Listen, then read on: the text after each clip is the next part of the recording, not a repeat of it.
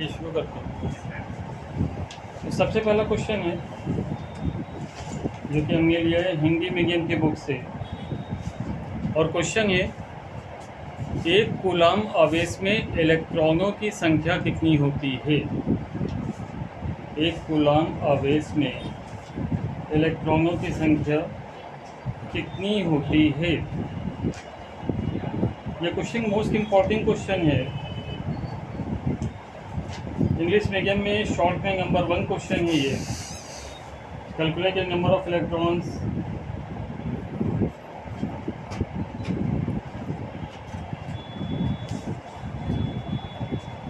इस क्वेश्चन की बात करें कि ये क्वेश्चन 2018 में बोर्ड में आया। नॉर्मली शॉर्ट में, वेरी शॉर्ट में, एमसीक्यूज में कहीं पर भी ये क्वेश्चन आ सकता है, ठीक है ना। तो ध्यान दीजिएगा, जब आपसे पूछा जाएगा एक कूलम आवेश में इलेक्ट्रॉनों की संख्या कितनी होती है, तो आप लिखोगे एक कूलम आवेश में इलेक्ट्रॉनों की संख्या बराबर 6.25 इंटू 10 की पावर 18 इलेक्ट्रॉन। 6.25 इंटू 10 की पावर 18 इलेक्ट्रॉन। क्लियर। सीधा सीधा क्वेश्चन जैसे पूछा गया वैसे ही सीधा सीधा आपको आंसर देना होगा। क्लियर है ना सभी को। तो इंग्लिश मीडियम में भी बहुत लंबा चौड़ा कैलकुलेशन कर रखा है कि लंबे चौड़े कैलकुलेशन की ज़रूरत नहीं होगी आपको। सीधे सीधे इलेक्ट्रॉनों की संख्या पूछी जा रही है और सीधे सीधे आपको इलेक्ट्रॉनों की संख्या लिखनी होगी। क्लियर हो गया होगा सभी को। चलिए अगले क्वेश्चन की तरफ मूव करते हैं। और अगला क्वेश्चन है विद्युत विभव की परिभाषा कीजिए। विद्युत विभव की परिभाषा कीजिए, चालक के विभवांतर और धारा में अंतर बताइए। इंग्लिश मीडियम में क्वेश्चन नंबर 13 है ये, और हिंदी मीडियम में कौन सा क्वेश्चन है ये? क्वेश्चन नंबर 8 है हिंदी मीडियम में। इंग्लिश मीडियम में क्वेश्चन नंबर 13 है। हिंदी में है विद्युत विभव की परिभाषा कीजिए, चालक के विभवांतर और धारा में संबंध बताइए। इंग्लिश में है give the definition of electric potential and right the relation between the potential difference and current of the conductor. Question समझ में आ गया होगा सभी को किस टॉपिक पे हम लोग बात करने वाले हैं। तो सबसे पहले बात करेंगे विद्युत विभव।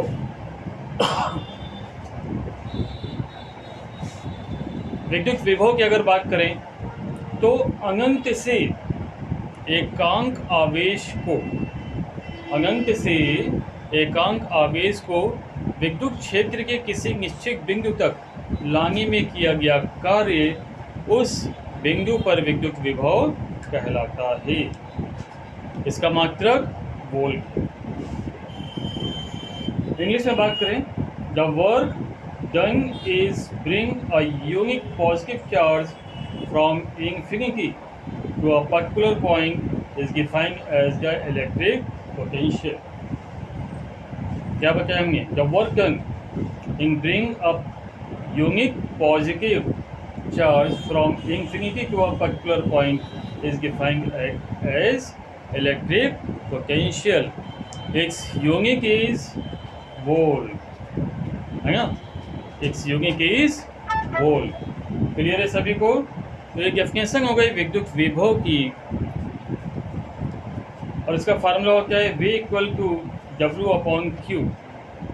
V equal to W upon Q।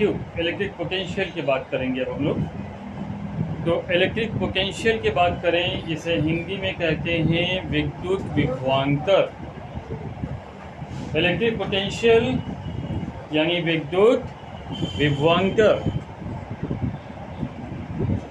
तो पोटेंशियल यानी कि विभवांतर। अब क्या होता है भैया विद्युत विभवांतर, इसकी बात करें तो दो बिंदुओं के बीच, किसी धारावाही विद्युत परिपथ के दो बिंदुओं के बीच एकांक आवेश को एक बिंदु से दूसरे बिंदु तक लाने में किए गए कार्य को विद्युत विभवांतर कहते हैं।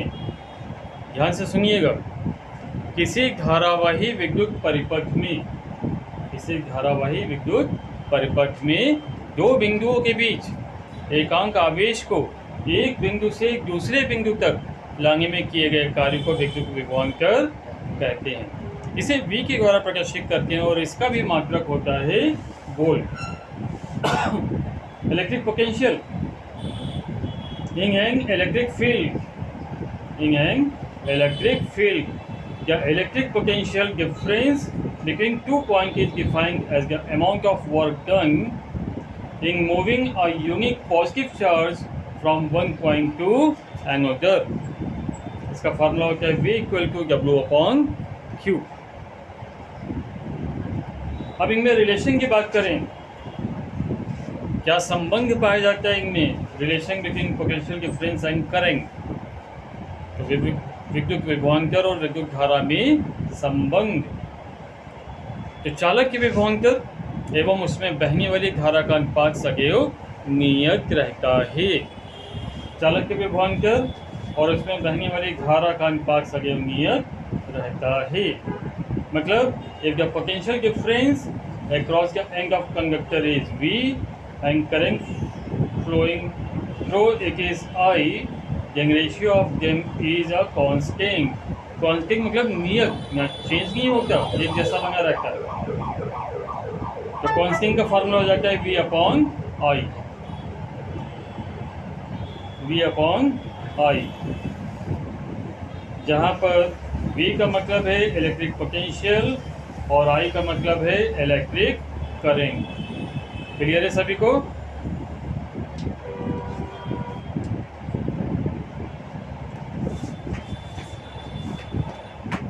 तो अगला क्वेश्चन एक और मोस्ट इम्पॉर्टेंट क्वेश्चन है हमारे सामने, और ये क्वेश्चन आपके इस साल के पेपर में लिखा होने के बहुत चांसेस, यानी मोस्ट इम्पॉर्टेंट क्वेश्चन हम लोग पढ़ने जा रहे हैं, बहुत ध्यान से देखिएगा।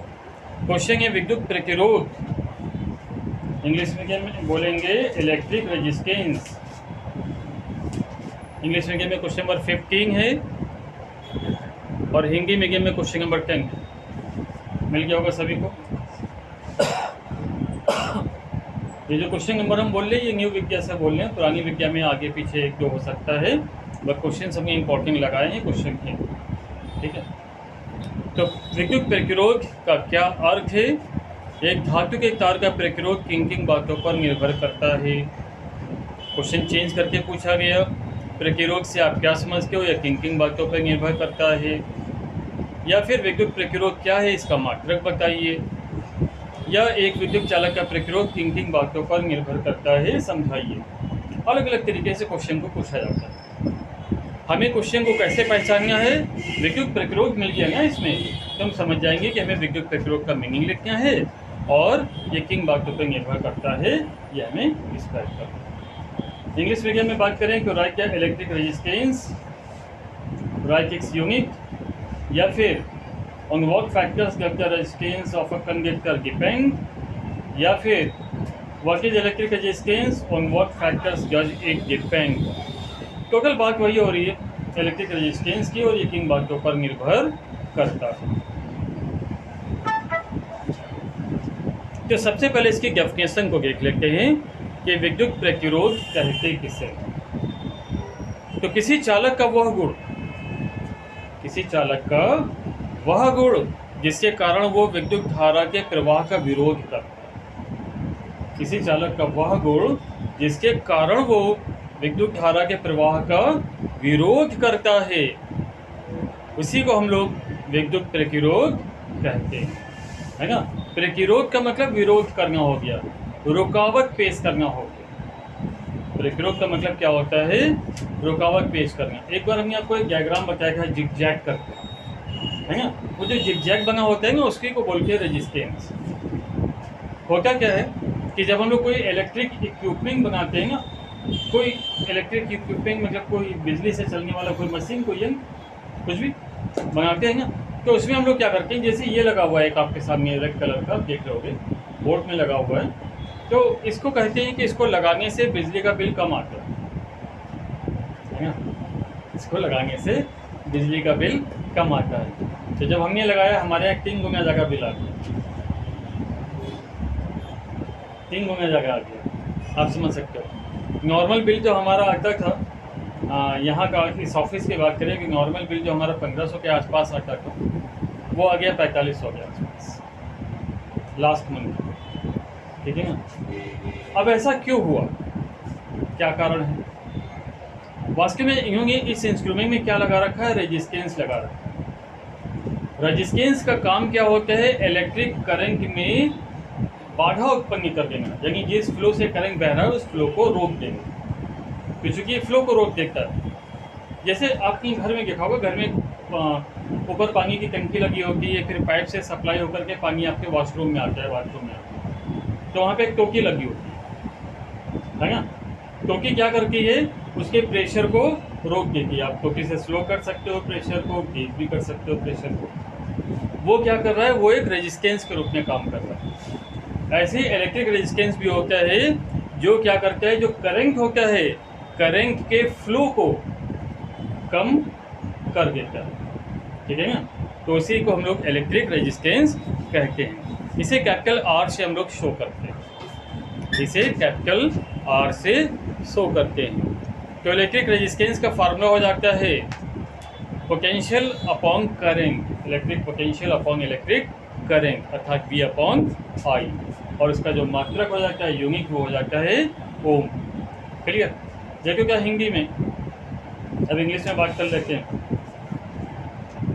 तो when a current of I ampere, when a current of I ampere is pass through a conductor, is passed through a conductor, potential difference so produced across it is V. According to Ohm's law, R equal to V upon I.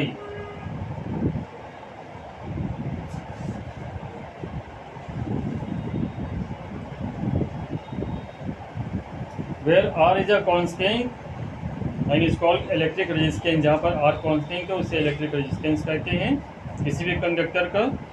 So resistance of conductor is numerically equal to the potential difference. तो resistance of conductor जो होगा वो potential difference के equal ही होगा। ये book की language है, अगर आप सिंपल लैंग्वेज में बात करना चाहो तो सिंपल लैंग्वेज में लिख सकते हो।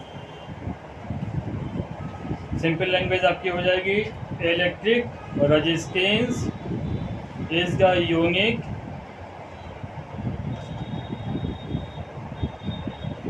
which create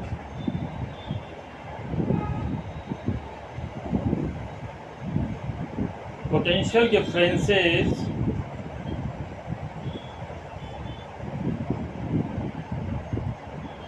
in electric current।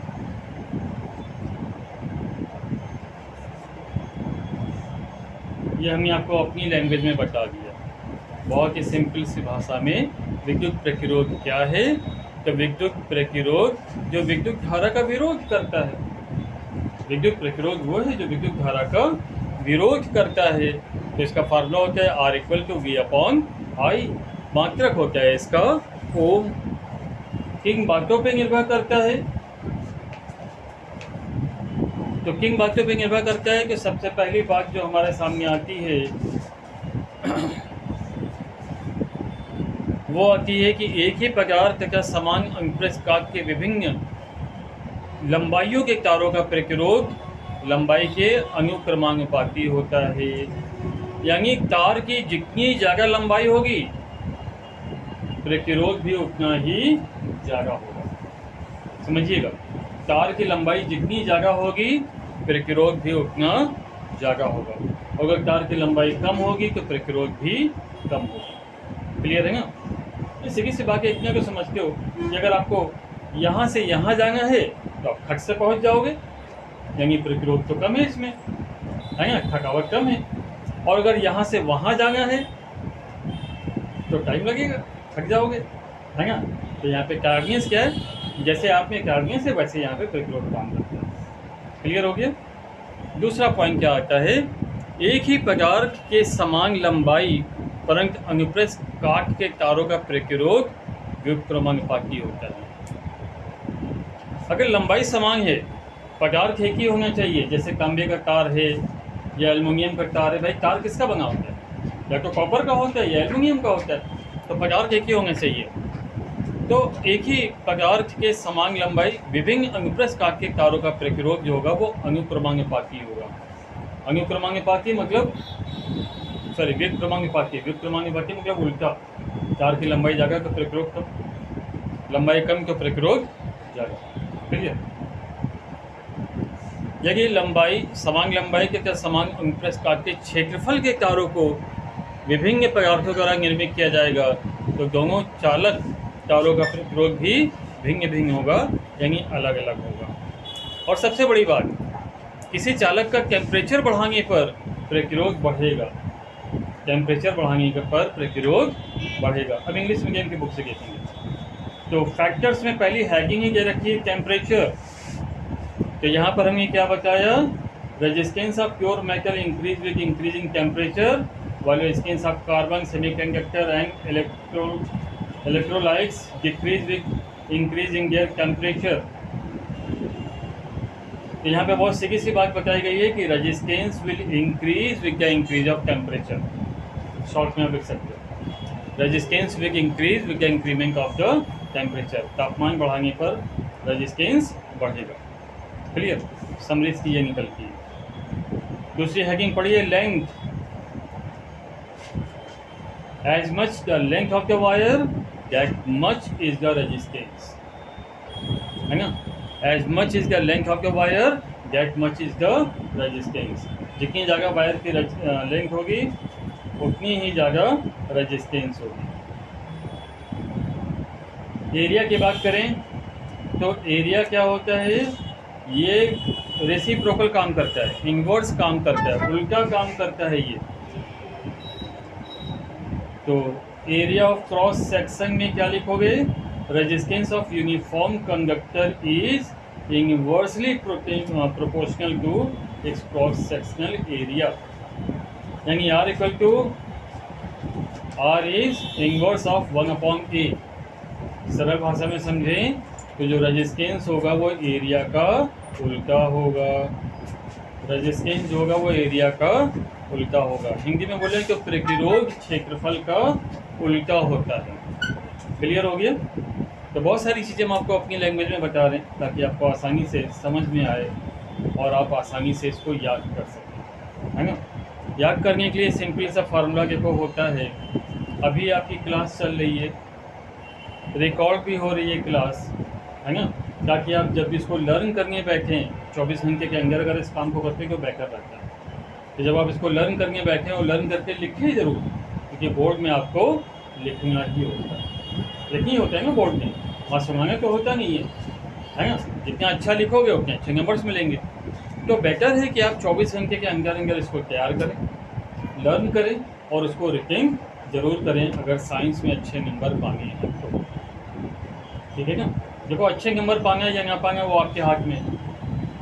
उसी प्रकार से जैसे मम्मी ने कोई बढ़िया सा पकवान बना दिया, डिश बना दी, अब आप उसको खाते हो या नहीं खाते हो तो आपके मन के ऊपर है भाई। मम्मी जबरदस्ती को नहीं खिलाएगी ठूस ठूस के, है ना? हालांकि मेरी मम्मी की बात ही अलग, उनका रबड़ का पाइप निकलता है या फिर चप्पल, 2-4 पड़ती थी आदमी 2-4 एक्स्ट्रा ही खा लिया करता है।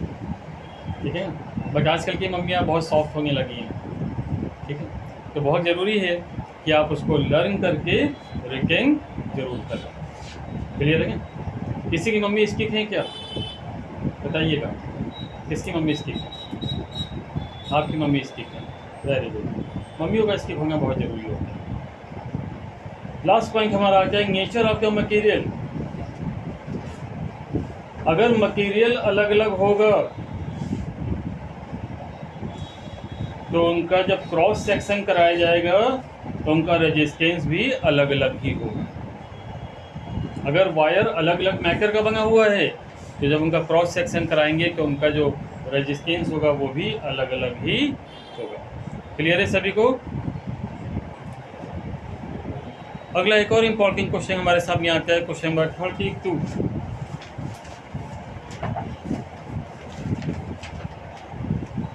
हिंदी मीडियम में 32 what is what,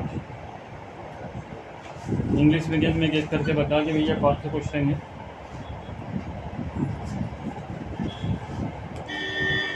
English medium में 47।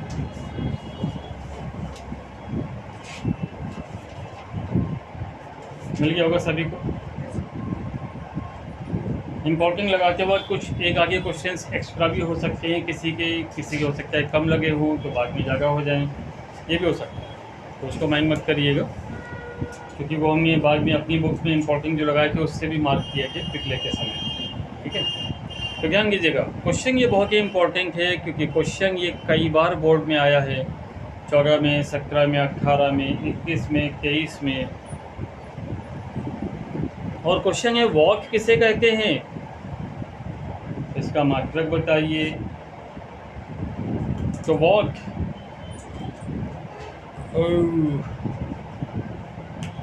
यदि किसी कर्ता के कार्य करने की दर 1 जूल प्रति सेकंड है तो उसकी सामर्थ्य 1 वॉट कहलाती है। ये इसकी परिभाषा है, समझिएगा। यदि किसी कर्ता के कार्य करने की दर 1 जूल प्रति सेकंड है तो उसकी सामर्थ्य 1 वॉट कहलाती है।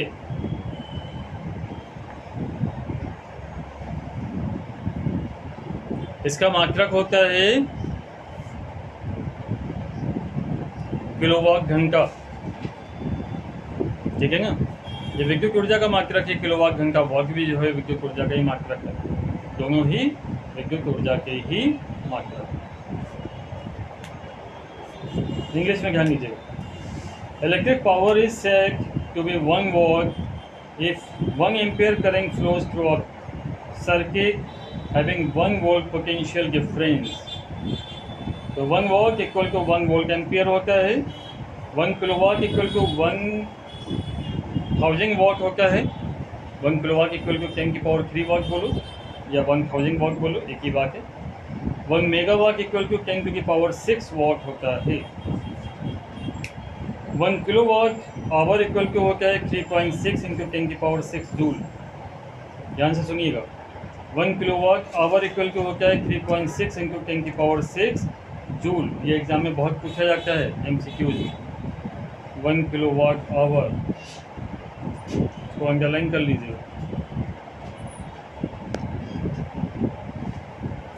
The domain is not registered with codehab.com. Please contact us. इसके बाद आ जाइए क्वेश्चन नंबर 47। क्वेश्चन नंबर 47, घरों की वायरिंग के परिपथ में, इंग्लिश मीडियम में क्वेश्चन नंबर 45 है। घरों की वायरिंग के परिपथ में फ्यूज का क्या महत्व है। What is the importance of fuse in circuit of domestic wiring?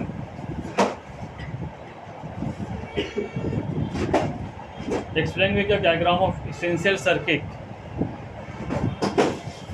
तो फ्यूज का क्या महत्व है, फ्यूज की बात करें, पहले भी इस क्वेश्चन को समझा चुके हैं, अगर आपकी क्लास में नहीं समझाया तो आपको बता देते हैं। फ्यूज क्या होता है, आप में से शायद बहुत से लोगों को पता भी होगा फ्यूज क्या होता है। हाँ शहनवाज, फिर से बोलिए। बल्ब फ्यूज नहीं होता, बल्ब फ्यूज हो गया तो फ्यूज हो गया। चलिए, हाँ ईशान बताना चाहते हैं, बताइए। जहाँ पे मेन कनेक्शन होता है लाइट तो वहाँ पे लगा है। बिल्कुल सही बात है, जहाँ पर मेन कनेक्शन होता है लाइट का वहाँ पे लगा होता है। जैसे कि आप सामने देखिए, तो लाइट यहाँ से आ रही है, तो यहाँ पर एक फ्यूज़ लगा हुआ है, ये आप देख रहे हो, ये फ्यूज़ लगा हुआ है। इस फ्यूज़ में होता क्या है, इस फ्यूज़ में एक वायर होता है। ये जो वायर होता है ये कॉपर का बना होता है, या लेड का होता है, या फिर टिन का होता है। इसके अंदर जो वायर होता है वो कॉपर का होता है, लेड का होता है, या फिर टिन का होता है, या एल्युमिनियम का भी हो सकता है। और जब भी टेम्परेचर इंक्रीज होगा, जब भी टेम्परेचर इंक्रीज होगा, टेम्परेचर इंक्रीज होगा मतलब जब बहुत तेज़ लाइट आ जाएगी, कभी कभी पावर बहुत तेज़ आ जाती है लाइट की, पावर बहुत तेज़ लाइट की आ गई और वो आपके घर के अंदर पहुंच गई, टीवी चल रहा है वो रुक जाएगा, है ना। पंखा चल रहा है वो फूक जाएगा, या बहुत सारे जो घर के आइटम्स होते हैं वो फूक सकते हैं। उनकी सुरक्षा के लिए लगाया जाता है फ्यूज, क्योंकि जब भी पावर तेज आएगी ना तो इसका वायर पिघल जाएगा। पावर तेज आने पे इसका वायर पिघल जाएगा और घर के अंदर करंट पहुंच ही नहीं पाएगा। ठीक है ना। अब इसको बुक की लैंग्वेज में बात कर लेते हैं, ये तो हमने आपको आम बोलचाल की भाषा में समझा दिया। देखिए अब बुक की लैंग्वेज में क्या लिखेंगे, एग्जाम्स में आएगा तो कैसे लिखेंगे, पहले हिंदी में समझा देते हैं। घरों में बिजली के बहुत सारे उपकरण का प्रयोग किया जाता है। कभी कभी बिजली के खंभे से बहुत अधिक मात्रा में विद्युत धारा हमारे घरों में प्रवेश करती है, जिसकी ऊष्मा बहुत ज़्यादा होती है, जिसकी वजह से उपकरण में खराबी आ सकती है। उपकरण के तारों में आग भी लग सकती है ना। उससे बचाने के लिए जिस यंत्र का प्रयोग किया जाता है उसे फ्यूज कहते हैं। इंग्लिश में बात करेंगे। The fuse is a wire which is connected in series with the whole domestic circuit. Its main function is to control the maximum current drawn by the circuit. Actually, it is made of copper, lead, or tin, having low melting point. When total current drawn by the circuit is passed through, the heat is involved in it, its temperature is increased, and as the result the wire get fused due to melting temperature. This appliance is called fuse. This appliance is called fuse. Clear? तो आपकी book में देखोगे तो एक diagram बना हुआ है, आपकी बुक में दिखेगा एक डायग्राम। तो इस डायग्राम में आप देखोगे, इंग्लिश मीडियम में भी डायग्राम बना हुआ है, उसमें आप देखोगे दो तारों के बीच में एक कनेक्टर लगा दिया जाता है। फ्यूज लिखा हुआ आपको दिख रहा होगा। फ्यूज पे आप देखोगे दो तारों के बीच में एक कनेक्टर लगा दिया, मतलब कनेक्ट कर दिया, ऐसे कड़ी लगा दी गई है ना, कनेक्ट कर दिया गया। तो जब भी ये एक्स्ट्रा तार होता है, अलग से लगाया जाता है, तो जब भी बहुत ज़्यादा करंट आएगा ना तो ये तार जो होगा पिघल जाएगा और करंट फूक जाएगा। ठीक है ना, तो इसे हम लोग बोलते हैं फ्यूज। क्लियर है सभी को? ये मोस्ट इम्पोर्टेंट क्वेश्चन है, चूँकि ये बहुत बार आया हुआ है और इस बार भी आ सकता है।